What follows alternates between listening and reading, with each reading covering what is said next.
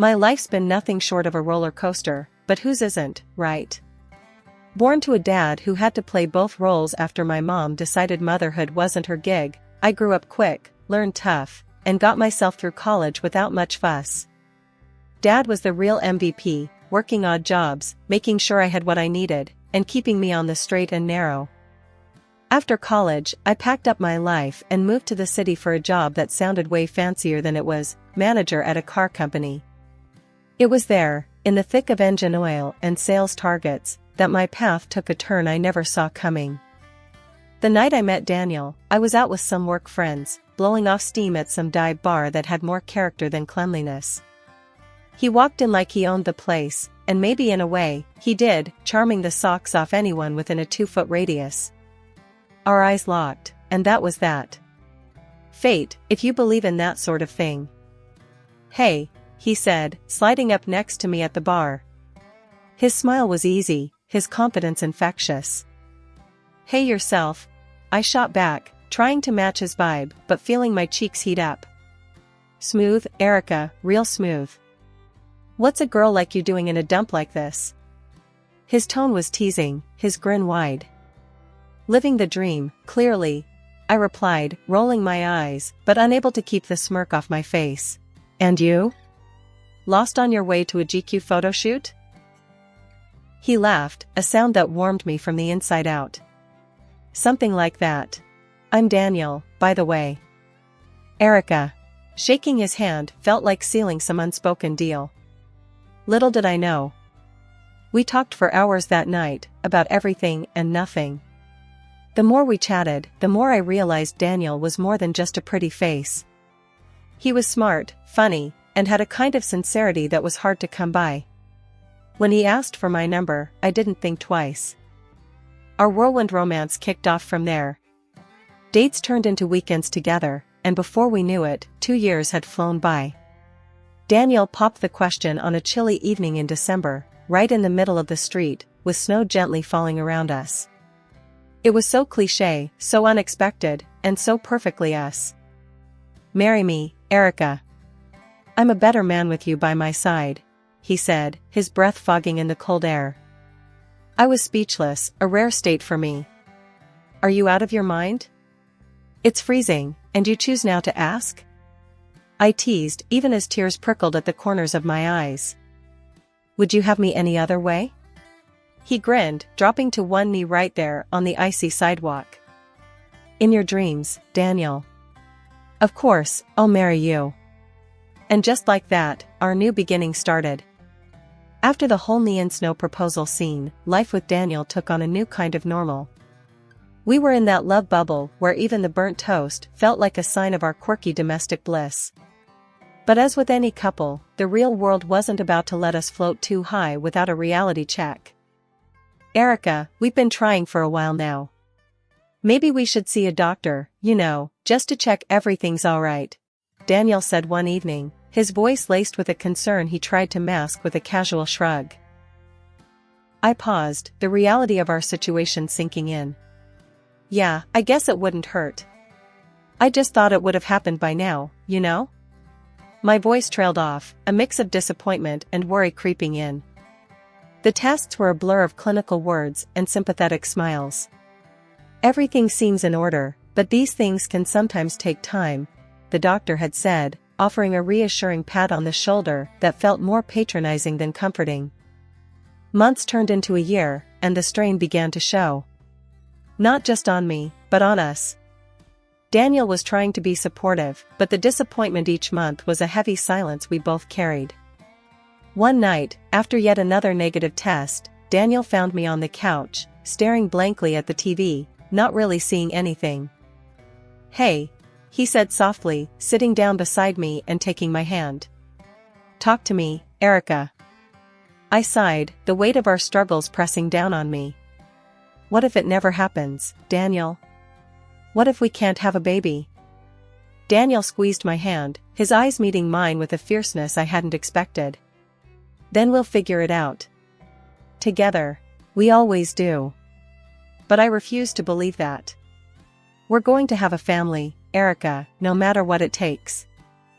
His words were a lifeline, pulling me back from the edge of despair. I love you, Daniel. I just hate seeing you disappointed. Disappointed? Erica, the only disappointment is seeing you this upset. We're in this together, remember? Screw everything else. And then, when we least expected it, the impossible happened. I was late, but not in the way I'd grown accustomed to each month, with a sinking heart. This time, hope flickered to life, cautious and fragile.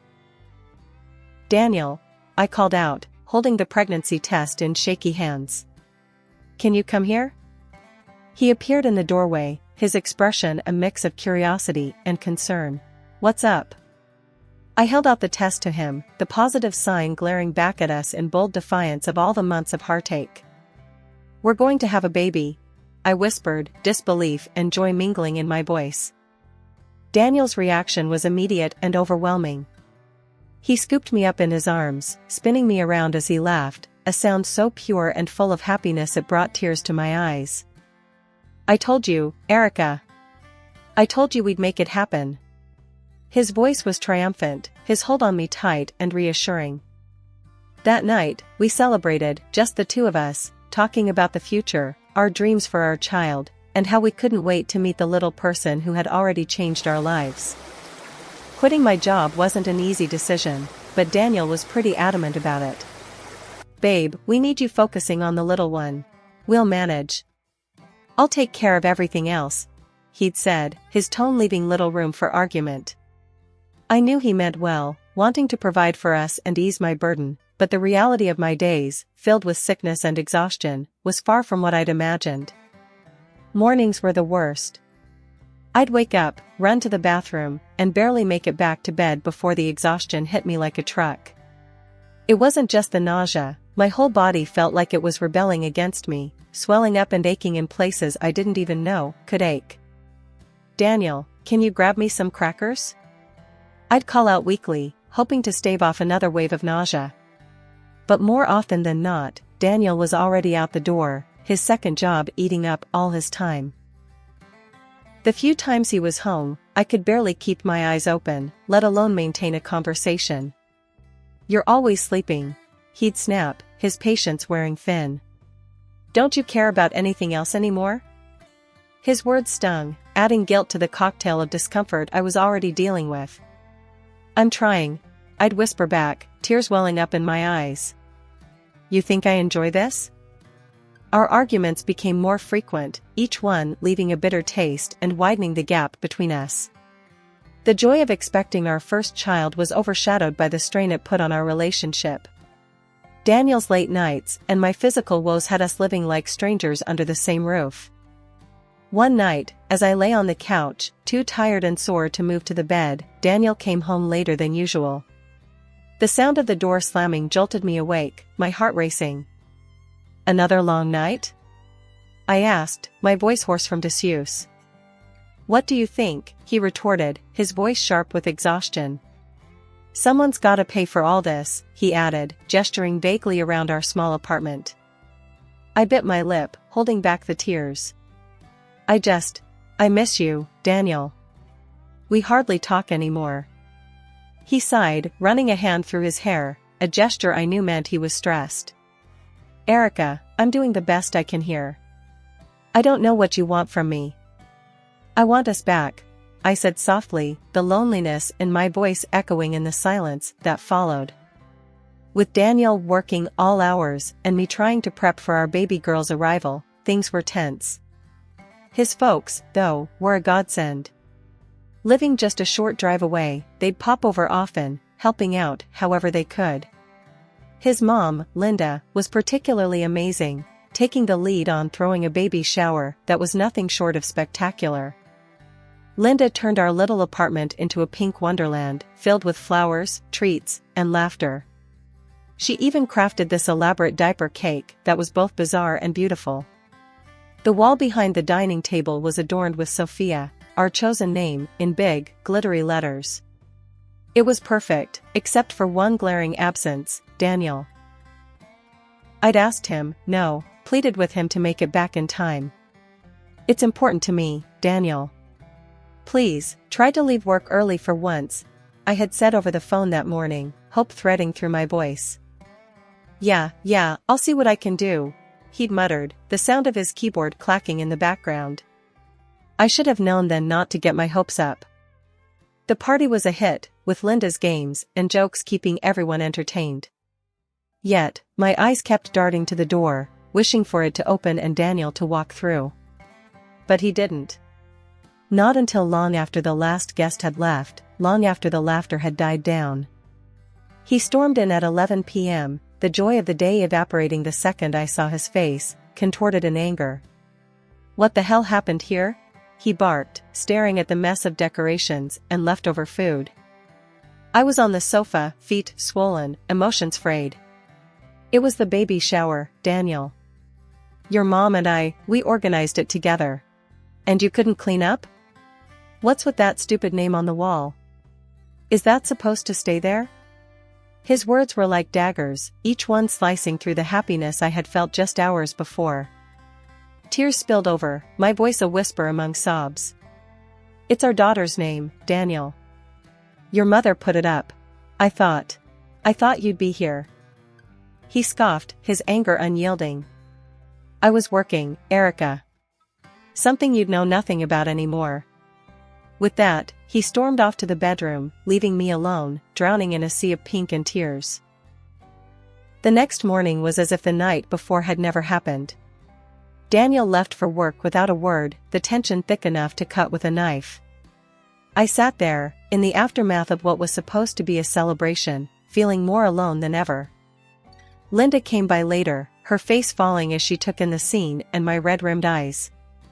He didn't make it, did he? It wasn't a question. It was an acknowledgement of a painful truth. I shook my head, unable to find the words. She sighed, her disappointment in her son palpable. I'll talk to him, Erica. This isn't right. But I knew deep down that no amount of talking would fix what was broken. Daniel had drifted so far from us, from me, that I wasn't sure he could find his way back. The day our daughter, Sophia, came into the world, it was just me and the buzz of my phone. I texted Daniel right after she was born, a simple message bursting with the biggest news. You're a dad. Sophia's here. But all I got back was silence, even though I saw he'd read the message.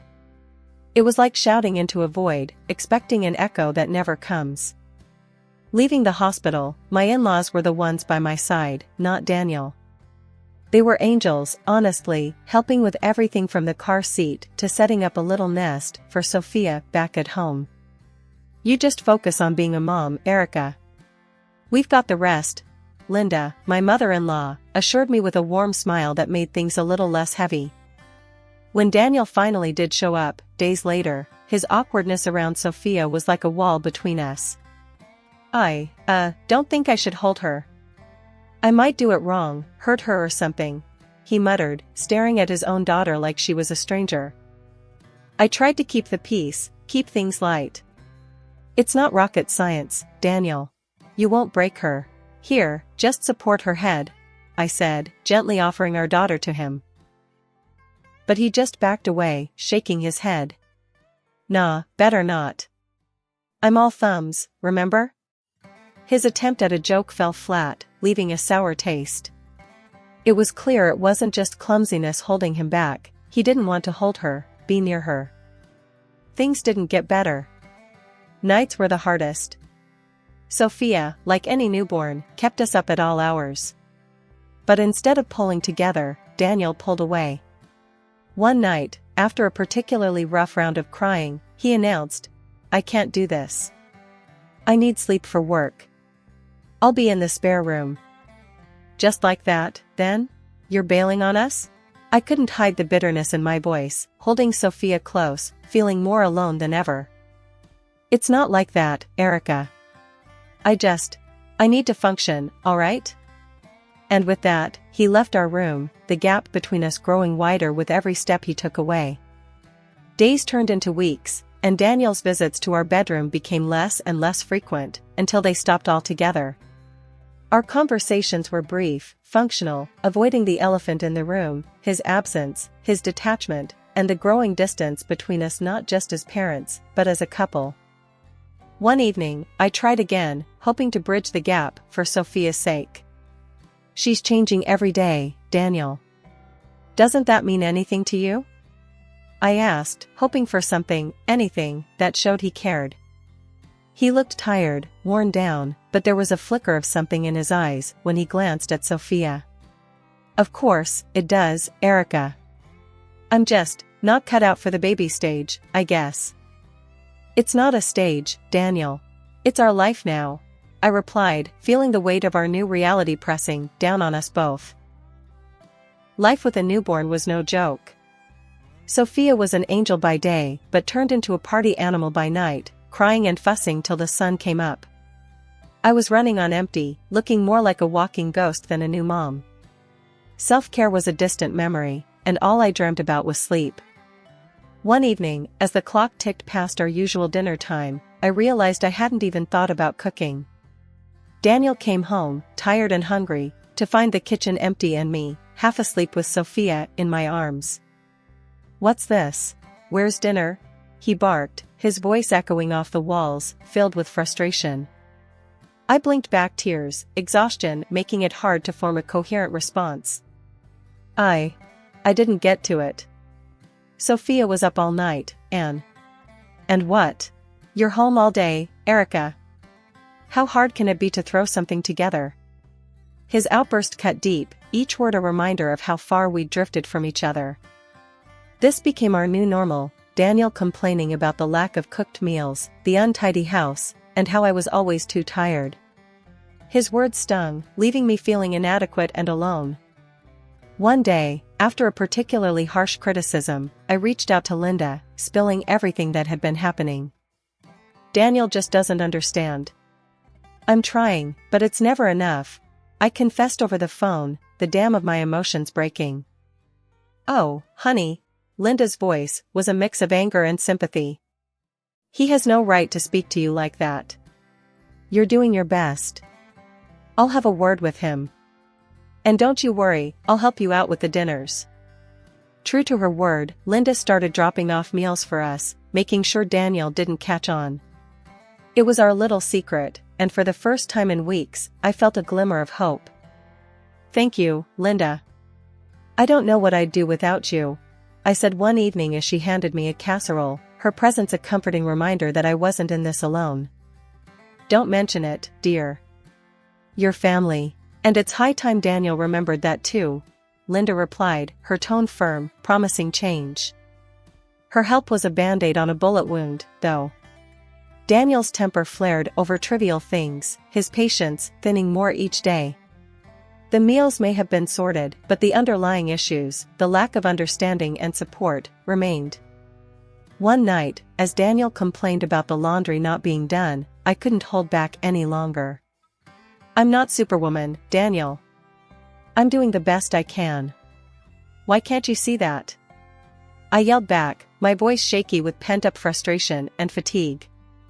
He stared at me, his expression a mix of surprise and annoyance. "Well, maybe if you managed your time better." "Managed my time better?" I interrupted, incredulous. "I'm trying to keep our daughter happy and healthy, on no sleep, with no help from you. What more do you want from me?" Our argument spiraled from there, a harsh exchange of words and accusations. It was clear that something had to give. Linda's intervention was a temporary fix, but Daniel and I were on the brink, our marriage strained to breaking point by resentment and misunderstanding. That evening, everything came to a head in a way I never expected. Daniel stormed in, his face thunderous, while I was setting the table with the food Linda had brought over. The tension in the air was thick, almost suffocating. Without even tasting the food, Daniel swept the plates off the table, shattering them against the floor. "I can't eat this crap. It's tasteless," he yelled, his anger palpable. I stood there, stunned into silence, my heart pounding in my chest. Before I could muster a response, Linda emerged from Sophia's room, having heard the commotion. "What on earth is going on here?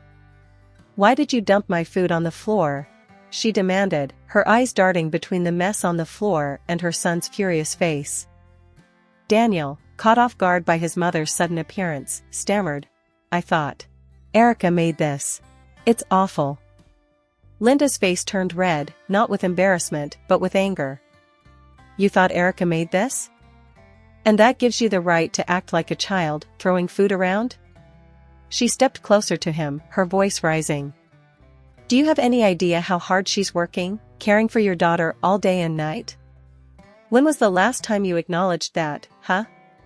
Daniel looked like he wanted the ground to swallow him up. Mom, No, Daniel. Linda cut him off sharply. You need to hear this. Erica's doing the best she can under tough circumstances. And instead of supporting her, you criticize and belittle her efforts. Shame on you. Daniel's eyes lowered, the fight going out of him. He mumbled an apology to his mother, but Linda was quick to correct him. You owe your apology to Erica, not me. And you know what? You need to spend a day in her shoes. Maybe then you'll understand. The silence that followed was heavy, charged with unspoken truths and realizations. Daniel nodded slowly, the reality of his actions beginning to sink in. I'm sorry, Erica. I didn't realize. Linda's plan was simple, yet daunting. Daniel would take over all my duties for a day, caring for Sophia without any help unless it was absolutely necessary. I was skeptical, but desperate for a breakthrough. After Linda's departure, the air was still thick with tension, but there was a newfound resolve between us. So, we're doing this, huh? I asked, half doubting, half hopeful. You're going to take a crack at my day today? Daniel nodded, the weight of his recent realizations evident in his posture. Yeah, I need to see for myself. How hard can it be, right? There was a hint of his old, cocky humor, but it was laced with apprehension. Okay, but you're on your own, remember? I'm just a call away, but only if you really need it. I reminded him, laying out Sophia's schedule, her feeds, her naps, everything on paper. Spending the day with Linda was a breath of fresh air, literally and figuratively. We shopped, laughed, and for a few hours, I was just me again, not just a mom or a tired wife. Coming home, I was greeted by the sight of Daniel, who looked like he'd been through a war zone. His hair was a mess, there were stains on his shirt, and the living room looked like a toy bomb had exploded. Erica, he breathed out, relief and something else, maybe respect. Coloring his tone. He wrapped me in an exhausted embrace. I'm sorry. For everything. This was the hardest day of my life. I couldn't help but laugh, the tension of the past weeks melting away. Oh, really? And here I thought it was just me not managing my time well. I teased, but gently, seeing the genuine remorse in his eyes. He kissed my hands, an act so tender it made my heart swell. Please, don't leave me alone with her for that long again. I had no idea, everything you do. It's unbelievable. After that day, things started to shift between us. It was like we finally found our rhythm again, understanding and appreciating each other in ways we'd forgotten. He got it now, how relentless and exhausting it was to care for Sophia, and he stepped up, big time. Hey, why don't you take the afternoon off? He'd suggest on a Saturday, seeing the fatigue in my eyes. Go hit the shops or get your nails done. I've got Sophia. Linda and we became thick as thieves. She wasn't just my mother-in-law anymore, she was my confidant, my support system. You've done wonders for him, you know. For both of them, she'd tell me, and I could see the pride in her eyes. One evening, as we sat down after putting Sophia to bed, Daniel turned to me, his hand finding mine across the couch.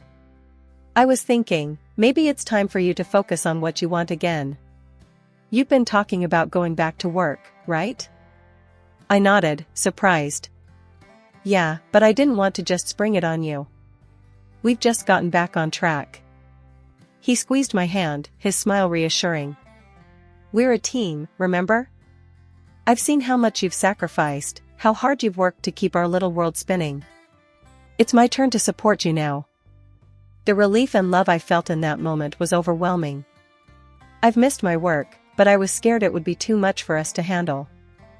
"We'll make it work. Just like we always do.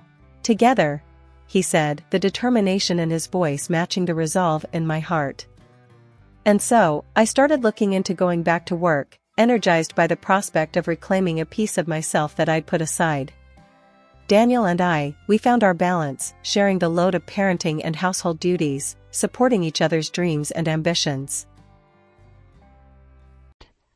The morning started like any other. I rolled out of bed, the familiar sounds of my husband Jordan's gentle snoring filling the room. Padding across the cool hardwood floors, I made my way to the bathroom and splashed some water on my face, trying to shake off the lingering grogginess. As I glanced in the mirror, I noticed something that made my heart skip a beat. A faint spotting, barely noticeable, but enough to set off alarm bells in my mind. I tried to push the worries aside, telling myself it was probably nothing, but deep down, I knew better. Jordan and I had been trying for a baby for over a year now, and the constant disappointment had started to take its toll. Every month, the same cycle of hope followed by crushing despair. I tried to stay positive, focusing on my job as an elementary school teacher, but the longing for a child of our own was becoming harder and harder to ignore. Over breakfast, I debated whether or not to bring up my concerns to Jordan.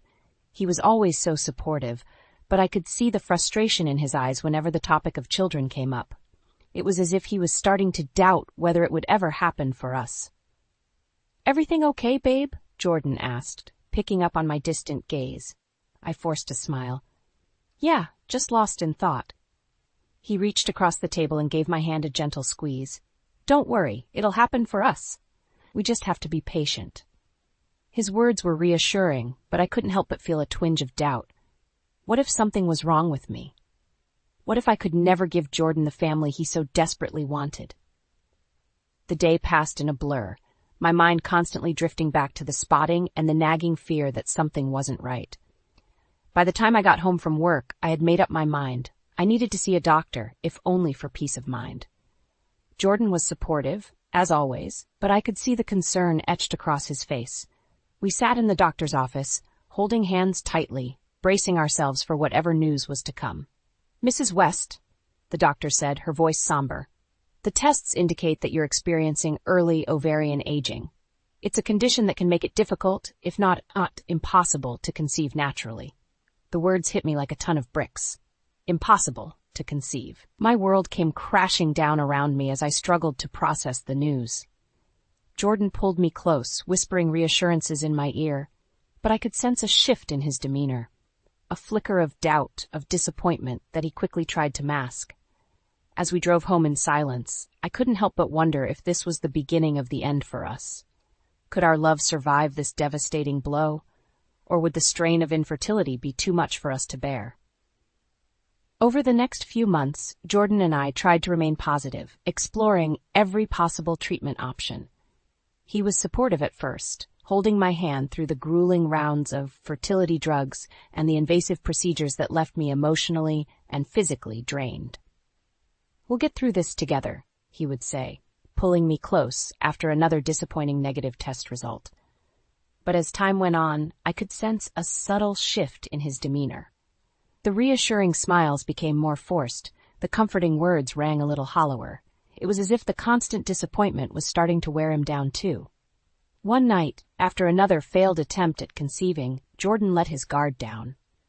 "I just don't understand why this is so difficult," he muttered, his voice laced with frustration. "My parents had 4 kids without even trying." The words stung, reminding me of my own perceived inadequacy. I tried to brush it off, but the comment lingered in the back of my mind, planting seeds of doubt that would only continue to grow. As the weeks turned into months, the distance between us seemed to widen. Jordan began to bury himself in his work, coming home late and retreating to his home office for hours on end. I tried to be understanding, knowing that he was dealing with his own disappointment in his own way, but the loneliness was becoming unbearable. One night, as I was cleaning up after dinner, I noticed Jordan's phone lighting up with a text notification. Normally, I wouldn't have thought twice about it, but something made me pause. A nagging feeling, a voice in the back of my mind telling me to take a closer look. I shouldn't have done it. I knew it was a violation of his privacy, but the temptation was too strong. I picked up his phone and felt my heart sink as I read the message. "Can't wait to see you tonight, babe. I'll bring the wine."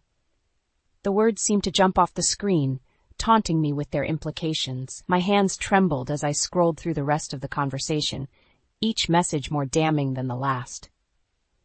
Jordan came home a few hours later, his eyes glazed over and his movements unsteady. The smell of perfume lingered on his clothes, a scent that wasn't mine. "Where have you been?" I demanded, my voice shaking with a mixture of anger and heartbreak. He looked at me, his expression a mixture of guilt and defiance. "Out with some colleagues from work. We had a few drinks to celebrate a project launch." The lie was so blatant, so transparent, that it only added insult to injury. I wanted to scream, to rage against the betrayal, but the words caught in my throat. "I know about the texts, Jordan," I finally managed to choke out. "I know you're seeing someone else." For a moment he looked stunned, like a deer caught in the headlights. Then his expression hardened, and he let out a bitter laugh. "Is that what you think?" he sneered. "Maybe if you could give me a child, I wouldn't have to look elsewhere for satisfaction." The cruelty of his words cut me to the core. In that moment, I saw the true depths of his selfishness, his willingness to place all the blame on me for our struggles. As he stormed off to the bedroom, slamming the door behind him, I sank to the floor, tears streaming down my face. The man I thought I knew was gone, replaced by someone cold and callous, someone capable of the ultimate betrayal. But even in my grief, a spark of determination began to flicker within me. Jordan may have thought he had the upper hand, but he had no idea what I was capable of. The game was just beginning, and I intended to play to win. The revelation of Jordan's infidelity hit me like a ton of bricks, but I refused to let it break me. As the days turned into weeks, I found myself retreating into a shell, isolating myself from friends and family as I grappled with the pain and betrayal. Jordan, for his part, seemed wholly unrepentant. He would come and go as he pleased, spending more and more time away from home, no doubt in the company of his mistress. The few times we did cross paths, the air was thick with tension and unspoken accusations. "Why are you doing this to us?" I finally worked up the courage to ask one evening as he was heading out the door. He paused, his hand on the doorknob, and turned to face me with a cold, emotionless stare. "Maybe if you could give me what I really want, I wouldn't have to look elsewhere." The words cut deep, but I refused to let him see how much they hurt me. Instead, I met his gaze with a steely determination, silently vowing that he would pay for his cruelty. As the weeks dragged on, Jordan became increasingly brazen in his deception. He would come home late, reeking of cheap perfume and alcohol, and stumble off to bed without so much as a word. It was as if he had completely given up on even trying to hide his indiscretions. One night, as I sat alone in our living room, staring blankly at the flickering TV screen, I heard a faint, buzzing noise. It took me a moment to realize it was coming from Jordan's jacket pocket, which he had carelessly tossed over the back of the couch. Part of me knew I shouldn't look, that I was only setting myself up for more heartache. But another, more primal part of me couldn't resist the temptation. With trembling hands, I reached into the pocket and pulled out his phone. The screen was lit up with a string of text messages, each one more damning than the last, explicit photos, suggestive comments, and promises of secret rendezvous that made my stomach churn. As I scrolled through the messages, a sense of rage began to build within me. How dare he? How dare he betray me in such a callous, brazen way? The man I had once loved, the man I had vowed to stand by through thick and thin, was nothing more than a snake in the grass, a selfish, deceitful coward. That's when I made a decision. I wasn't going to sit idly by and let Jordan continue to humiliate and disrespect me. No, it was time to take matters into my own hands. If he wanted to play games, then I would play too, and I would make sure I came out on top. From that moment on, I became a woman possessed. I started keeping a meticulous log of Jordan's comings and goings, documenting his every lie and indiscretion. I gathered evidence, screenshots of the damning text messages, receipts for expensive gifts and hotel rooms that he had no doubt charged to our joint account. And all the while, I played the part of the oblivious, dutiful wife, lulling Jordan into a false sense of security. He had no idea that the ground was shifting beneath his feet, that his carefully constructed web of lies was about to come crashing down around him. It was a dangerous game I was playing, but I was fueled by a burning desire for justice, for revenge. Jordan had made a grave mistake in underestimating me, and he was about to learn that lesson the hard way. Little did he know, the true storm was only just beginning to brew. As the weeks passed, I found myself becoming consumed by my quest for revenge, meticulously gathering evidence of Jordan's misdeeds. But even as I built my case against him, a part of me still clung to the hope that it was all some terrible misunderstanding. That hope was shattered one night at a neighborhood party. Jordan and I had agreed to make an appearance, putting on a united front for the sake of appearances. As we mingled with our friends and neighbors, making small talk and sipping lukewarm beer, I couldn't help but feel a sense of unease. And then, out of the corner of my eye, I saw her.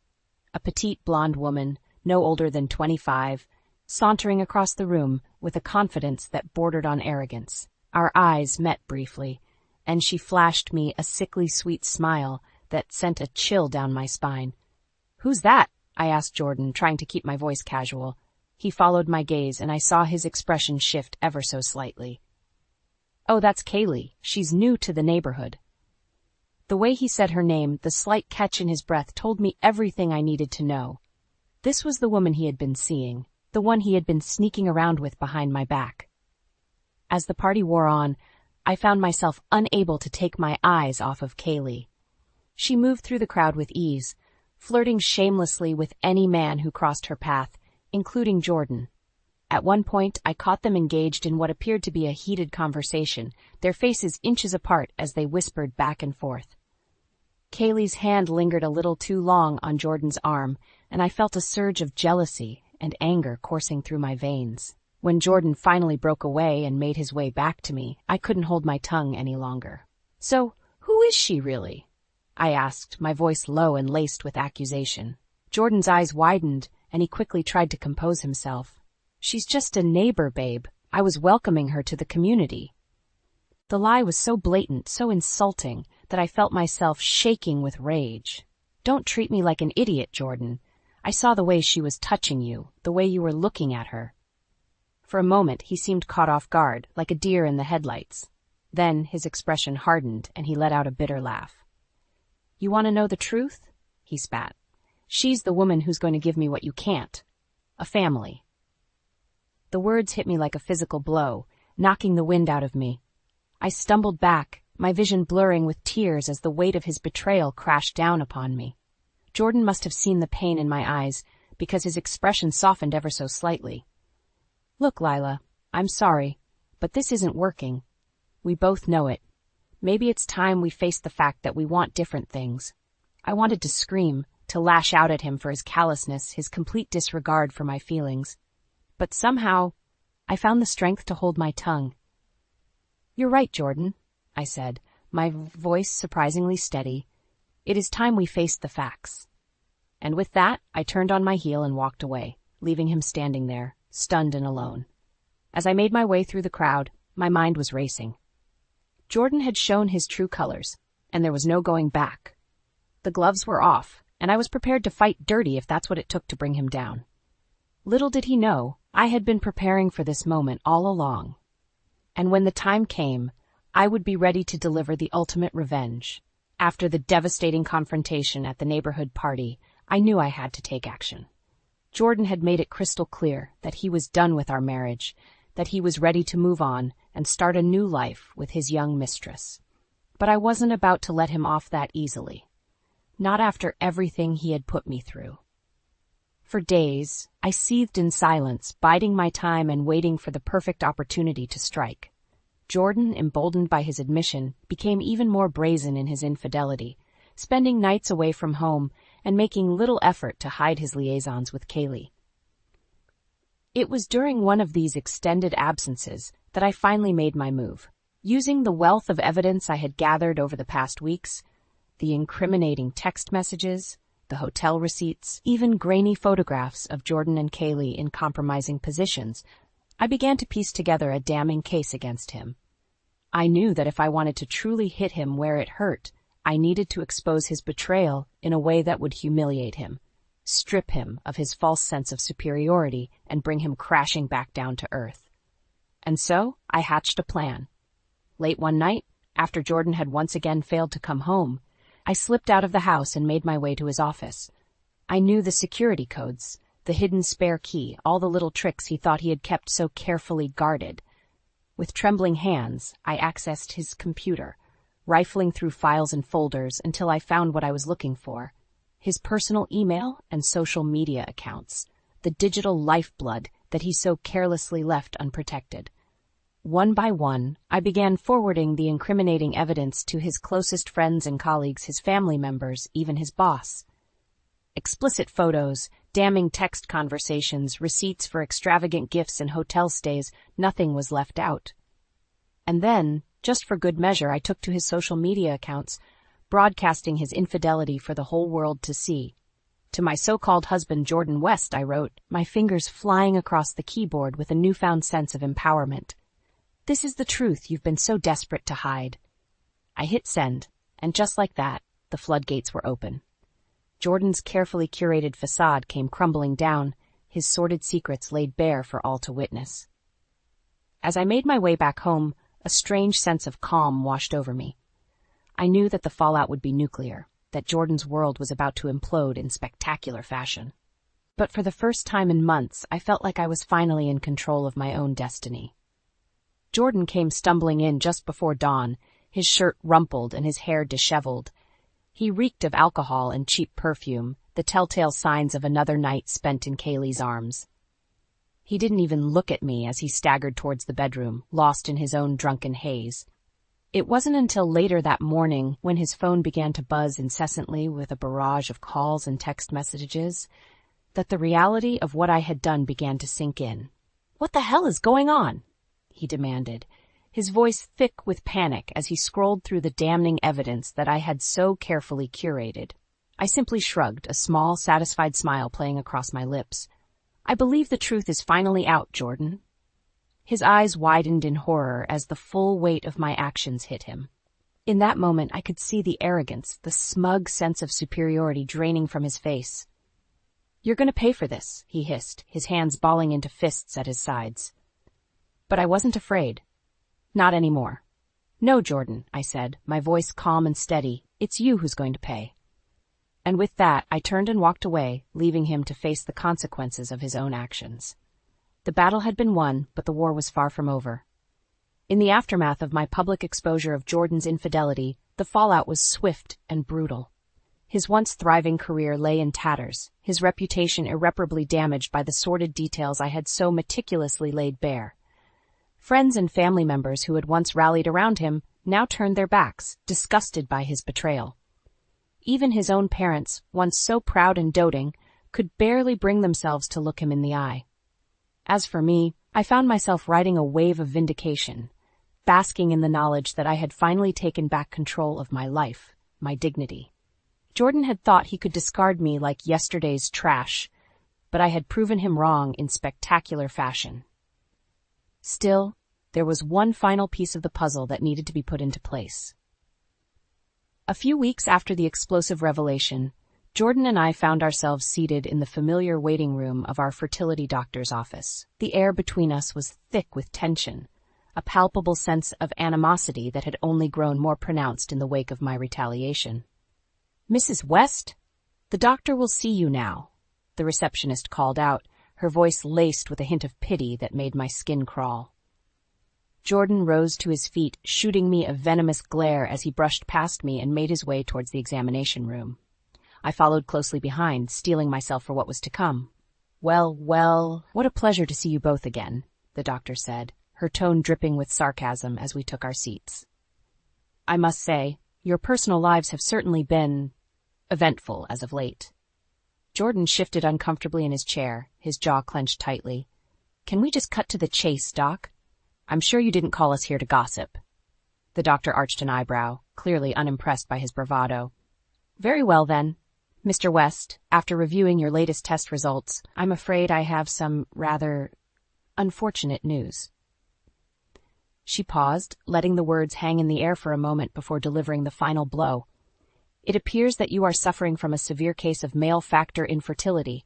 Your sperm count and motility levels are well below the normal range, making it highly unlikely that you would be able to conceive a child naturally. The room seemed to spin around me as the doctor's words sank in.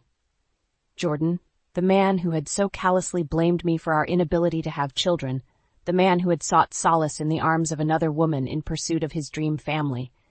He was the one with the fertility issue all along. For a moment, time seemed to stand still.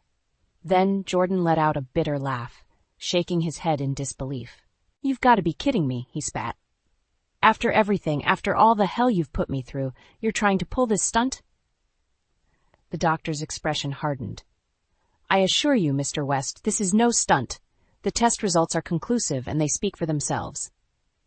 Jordan opened his mouth to protest, but I cut him off, unable to contain the fury that was bubbling up inside me. "You know, Jordan, I almost feel sorry for you," I said, my voice dripping with contempt.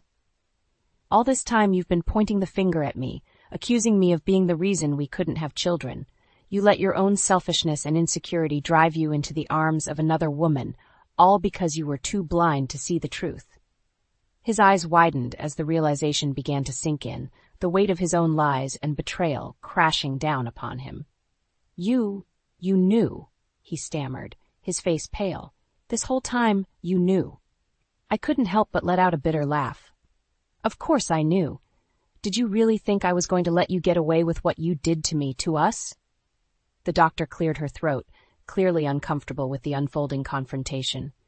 "Perhaps we should continue this discussion another time, when emotions have had a chance to settle." But I wasn't done yet, not by a long shot. "No, doctor, I think it's time Jordan heard the full truth," I said, turning to face him head on. "You see, while you were off gallivanting with that little tramp, I was busy collecting evidence. Every sordid detail, every dirty little secret. I have it all."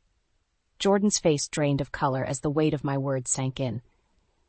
In that moment, he knew he had been beaten at his own game, outmaneuvered and outsmarted by the very woman he had so callously discarded. "And now, thanks to your own carelessness, the whole world knows exactly what kind of man you really are." I continued, relishing in the look of abject horror on his face. A liar, a cheat, a coward who was too weak to face his own shortcomings. Silence hung heavy in the air, punctuated only by the sound of Jordan's ragged breathing. For once in his life, he was utterly speechless, stripped of his bravado and left to confront the harsh reality of his own actions. As we left the doctor's office, Jordan trailing behind me like a wounded animal, I couldn't help but feel a sense of triumph. The battle had been long and hard fought, but in the end justice had prevailed, and for the first time in a long time, I felt truly free. In the days following the devastating revelation of Jordan's infertility, I found myself riding a wave of vindication and triumph. After months of being gaslit and betrayed, the tables had finally turned, and Jordan was the one left reeling in the aftermath of his own lies and deceit. But my quest for justice was far from over. As word of Jordan's indiscretions spread like wildfire through our small community, I knew I had to strike while the iron was hot. I had already exposed him to our closest friends and colleagues, but there were still those who remained blissfully unaware of the true depths of his betrayal. And so, I hatched a plan, one that would ensure Jordan's humiliation was complete and inescapable. It was a warm summer evening when I invited both of our families over for a casual get-together.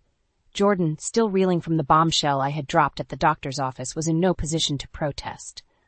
One by one, our loved ones trickled in, exchanging pleasantries and sipping on cool drinks as the golden sun dipped below the horizon. Jordan plastered on a forced smile, doing his best to maintain the illusion of normalcy despite the palpable tension in the air. Little did they know, I had already set the stage for the ultimate reveal. As the night wore on and the conversations began to flow more freely, I seized my opportunity.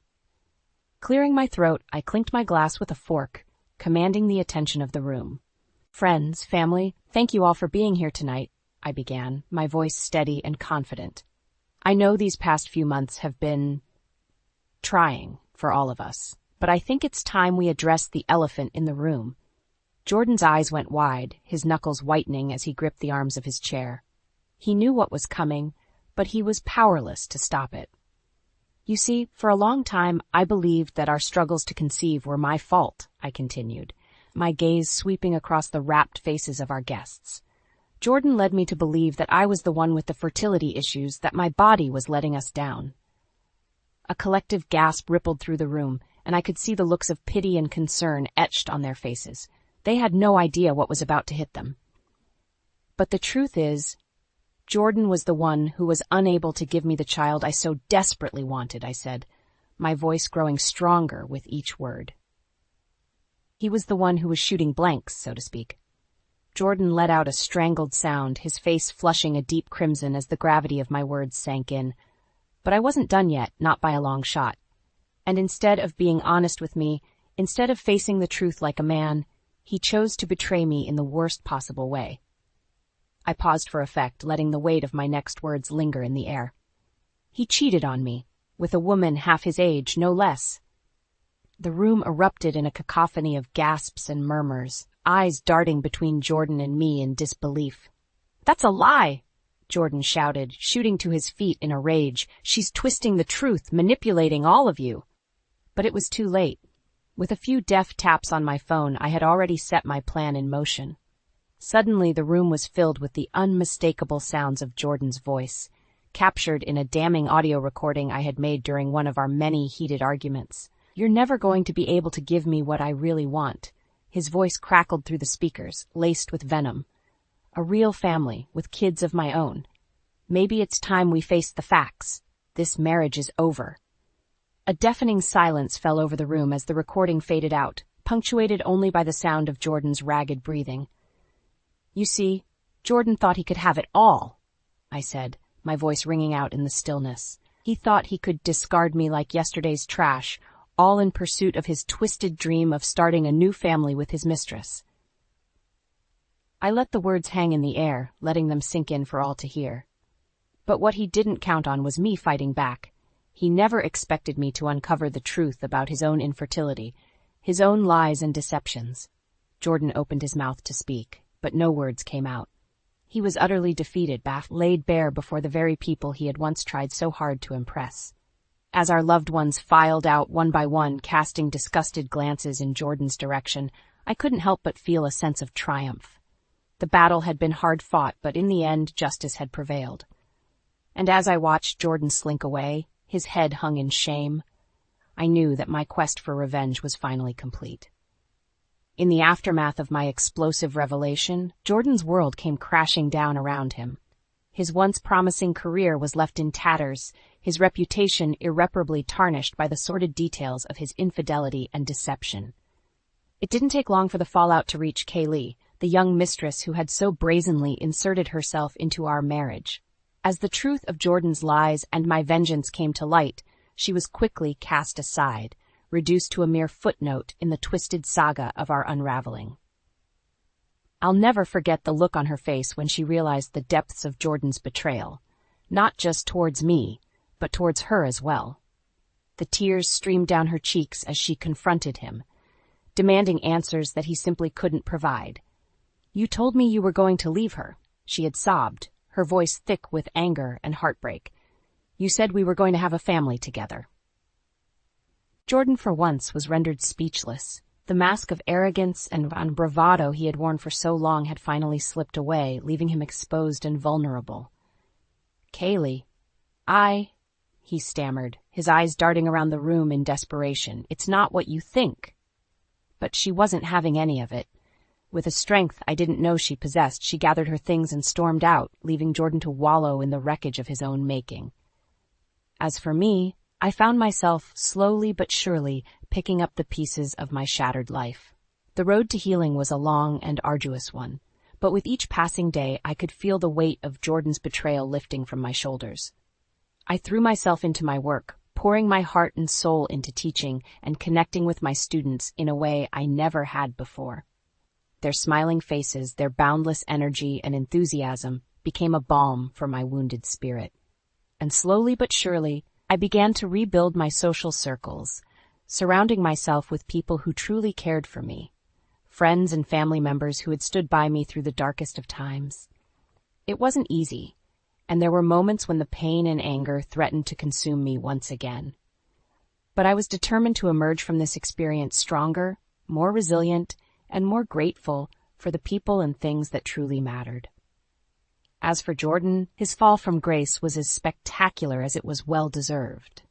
Without the support of his family and friends, and with his professional reputation in tatters, he found himself adrift, grasping at straws in a desperate attempt to salvage what was left of his life.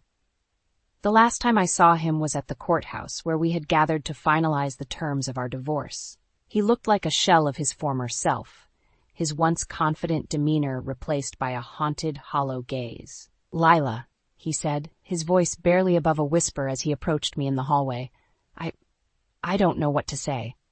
I regarded him coolly, my heart hardened by the months of pain and betrayal he had put me through. "Then don't say anything," I replied, my voice firm and unwavering. "You've said more than enough already." He opened his mouth as if to protest, but the words seemed to die on his lips. Instead, he simply nodded, a flicker of resignation passing across his face, and with that, he turned and walked away, disappearing from my life for good. In the months and years that followed, I found myself gradually letting go of the anger and bitterness that had once consumed me. Jordan's transgressions, while painful, no longer held the same power over me. I had emerged from the ashes of our failed marriage like a phoenix, reborn and reinvigorated, ready to embrace the next chapter of my life with open arms. And as I looked towards the future, one thing was certain. I would never again allow myself to be defined by the actions of others, nor would I ever let someone like Jordan take away my sense of self-worth and dignity. I was my own woman, strong and resilient, and nothing, not even the cruelest of betrayals, could ever change that.